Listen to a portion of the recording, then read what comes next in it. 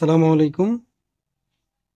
আমরা এখন মৌলের ধারণা এবং রাসায়নিক গণনা এই অধ্যায় থেকে অণুর সংখ্যা, অণুতে পরমাণুর সংখ্যা এবং অণুতে মোট পরমাণুর সংখ্যা নির্ণয় দেখব।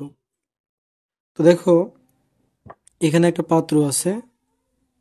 এই পাত্রে বেকিং সোডা অর্থাৎ সোডিয়াম হাইড্রোজেন কার্বনেট বা সোডিয়াম বাইকার্বনেট এর পরিমাণ দেওয়া আছে 22.5 গ্রাম এবং আয়তন দেওয়া আছে 250 মিলিলিটার। এখন আমাকে প্রথমে প্রশ্নটা এভাবে আসতেছে যে এখানে অণুর সংখ্যা অর্থাৎ 25 গ্রাম সোডিয়াম বাইকার্বনেট এর 250 ml সোডিয়াম বাইকার্বনেটের অণুর সংখ্যা কত। তো দেখো, আমরা এর আগের ক্লাসে is n equal w by m equal v by 22.4 equal n by n equal vs, যেখানে এই ভিটা আমাদের লিটার নিতে হয়। তো এখানে আমাদের অণু বা পরমাণুর সংখ্যা যদি বের করতে হয় তাহলে আমাকে যে n বাই n অর্থাৎ অণু বা পরমাণুর সংখ্যা, আর এটা অ্যাভোগাড্রোর সংখ্যা। আমরা যেহেতু অণু বা পরমাণুর সংখ্যা বের করব, সেজন্য আমাকে n বাই n এই অংশটা নিতে হবে।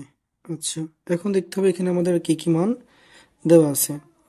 তো দেখো, এখানে আমাদের ডাবল অর্থাৎ এখানে কতটুকু ভর, গ্রাম ভর দেওয়া আছে। আর সোডিয়াম বাইকার্বনেট থেকে কিন্তু আমরা এর আণবিক ভরটা বের করে নিতে পারবো। তাহলে এই প্রশ্নে আমাদের দেখো, তাহলে আমাদের ডাব্লিউ বাই এমটা নিতে হবে, কারণ ডাব্লিউ বাই এম এর মানটা আমাকে দেওয়া আছে। এখন অণুর সংখ্যা এন ইকুয়াল কি হবে, এন এ এই পাশে গুণ হবে, এখানে থাকবে ডাব্লিউ বাই এম। আমাকে অণু বা পরমাণুর সংখ্যা বের করতে হবে, সেজন্য আমরা এন বাই এন এ নিছি। আর দেখতে হবে কোন মান দেওয়া আছে।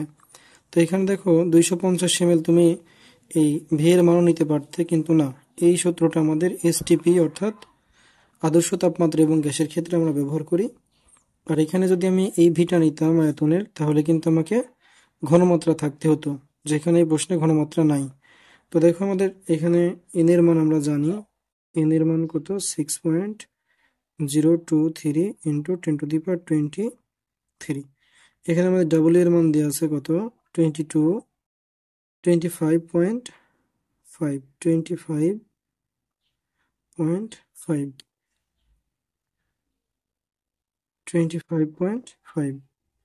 এখন আমাকে এম অর্থাৎ আণবিক ভর, দেখো সোডিয়ামের আণবিক ভর, পারমাণবিক ভর 23 প্লাস হাইড্রোজেনের 1 প্লাস অক্সিজেনের কার্বনের 12, অক্সিজেনের একটা 16 আছে 3টা, এই হলো। আমরা এখন এটা যোগ করে দিব। তো দেখো 23 প্লাস 1 প্লাস 12 প্লাস 3 গুণ দিয়ে 16, তাহলে এটা 84। অর্থাৎ আমাকে এখানে এম এর মান 84।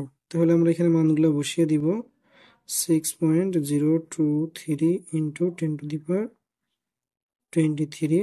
ডাব্লিউ এর মান কত, 25.5, আর এম এর মান 84। এখন আমরা এটা ক্যালকুলেশন করে কতগুলো অণু আছে বের করতে পারবো। এখন এই অংশটা কিন্তু লবের সাথে গুণ থাকবে, অর্থাৎ 6.023 ইন্টু 10⁻23 গুণ দিয়ে 25.5 ভাগ 84, অর্থাৎ এই মানটা আমাদের আসবে 1.83 ইন্টু 10⁻23।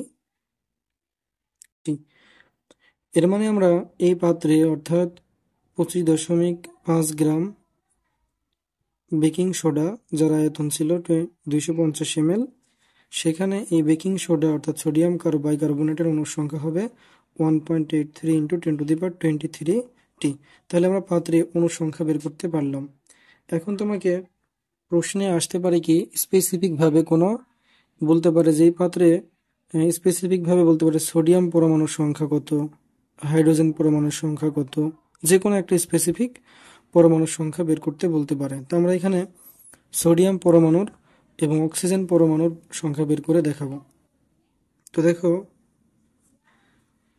আমাদের বলো তো এই পাত্রে অণু আছে কয়টি? অণু আছে কিন্তু আমরা বের করে নিছি 1.83 ইন্টু 10^23 তো আমরা এখানে একটা জিনিস খেয়াল করব, সেটা হচ্ছে যে এই আমি সোডিয়াম বাইকার্বনেট লিখলাম। সোডিয়াম বাইকার্বনেটে দেখো এইটা কয়টা অণু? একটা অণু। তো একটা অণুতে বলো তো সোডিয়ামের সংখ্যা কয়টি? একটি। তাহলে একটি অণুতে যদি একটি হয় তাহলে আমাদের এই পাত্রে কিন্তু অণু আছে 1.83 ইন্টু 10^23 তাহলে একটি অণুতে দেখো আমরা এখান থেকে দেখতেছি সোডিয়াম বাইকার্বনেটের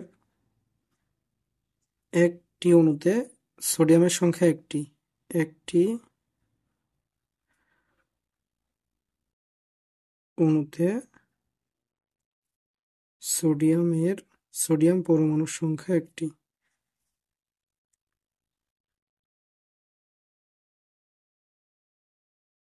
সংখ্যা একটি। তাহলে একটি অণুতে যদি একটি পরমাণু হয় তাহলে এই পাত্রে আমার অণু আছে কয়টি? 1.83 ইন্টু 10^23 অতএব পাত্রে সোডিয়াম পরমাণুর সংখ্যা তাহলে কি হবে?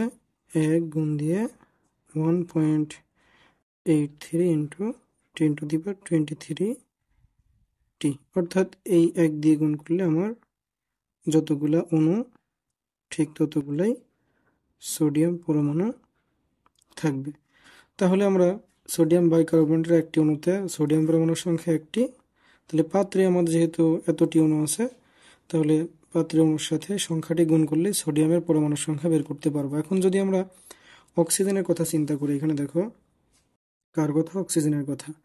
তো আমরা একটি অণুতে দেখো তো সোডিয়াম বাইকার্বনেটের একটি অণুতে অক্সিজেনের সংখ্যা কিন্তু এখানে এক অণু, তাহলে একের সাথে আমি 3 গুণ করলে অক্সিজেন আছে 3টি।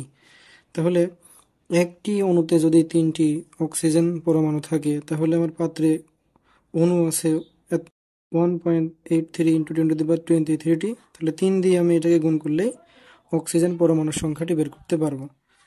অতএব অক্সিজেন পরমাণুর সংখ্যা পাত্রে অক্সিজেন পরমাণুর সংখ্যা অক্সিজেনের পরমাণু এক অণুতে আছে 3টি, তাহলে 1.83 ইন্টু 10^23 থাকবে 3 দিয়ে গুণ করে দিতে হবে।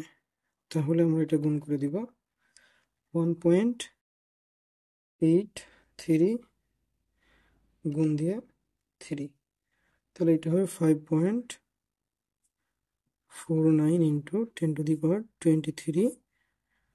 এরকম ভাবে আমরা কোন একটা অণুর ভেতরে কতগুলো পরমাণু আছে স্পেসিফিক ভাবে বের করতে পারবো। এখন দেখো আমাকে গ নম্বরে বলা হচ্ছে মোট পরমাণুর সংখ্যা কত? মোট পরমাণুর সংখ্যা কত? তো দেখো মোট পরমাণুর সংখ্যা কত? দেখো আমাদের একটি অণুতে কয়টি পরমাণু আছে? সোডিয়াম আছে একটি, হাইড্রোজেন আছে একটি, দুইটি, একটি হাইড্রোজেন আছে একটি, দুইটি, কার্বন আছে একটি, তিনটি, হাইড্রোজেন আর অক্সিজেন আছে তিনটি। তাহলে মোট হইলো কয়টা? 1 2 3, 3 6টি। তাহলে একটি অণুতে পরমাণু 6টি।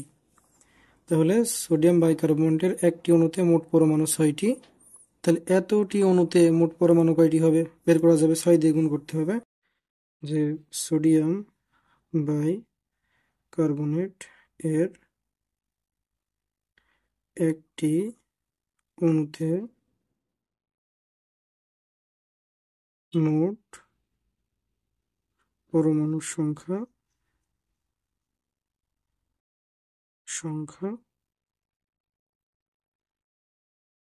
6টি। দেখো সোডিয়াম বাইকার্বনেটের একটি অণুতে মোট পরমাণুর সংখ্যা 6টি, এই যে একটি অণুতে মোট পরমাণুর সংখ্যা 6টি। তাহলে আমাদের এই পাত্রে অণু আছে 1.83 ইন্টু 10^23টি। তাহলে 1.83 ইন্টু 10^23 মোট পরমাণুর সংখ্যা 6 গুণ দিয়ে 1.83 ইন্টু 10^23 টি। এখানে আমি 6 দিয়ে গুণ করে দিব 1.83 গুণ দিয়ে 6 ইন্টু 10^23। তাহলে এটা হবে 1.098 ইন্টু 10^24 টি। তাহলে আমরা প্রশ্নে কখনো পাত্রে মোট অনুসংখ্যা বের করতে বললে আমরা অনুসংখ্যা ভেবে আগে বের করে নিব। তারপরে আমরা দেখব যে এক অণুতে কোনো স্পেসিফিক পরমাণু কয়টি থাকে, আর এখানে আমার অণু আছে কয়টি, ততগুলোতে কতটি পরমাণু থাকে সহজে আমরা গুণ করে দিয়ে বের করতে পারবো। যেমন এই পাত্রে আমাদের অণুর সংখ্যা ছিল 1.83 ইন্টু 10^23 টি। তাহলে সোডিয়াম আছে দেখো এক অণুতে কয়টি, একটি। এক অণুতে যদি একটি থাকে তাহলে এতগুলো অণুতে এক দিয়ে গুণ করে দিলে আসলে এখানে আমাদের সোডিয়ামের পরমাণুর সংখ্যাও তাই হবে। অক্সিজেন, এখানে দেখো আমাদের অক্সিজেন আছে কয়টি, অক্সিজেন আছে হচ্ছে 1 আর 3 গুণ করলে 3টি, অর্থাৎ এক অণুতে অক্সিজেন 3টি।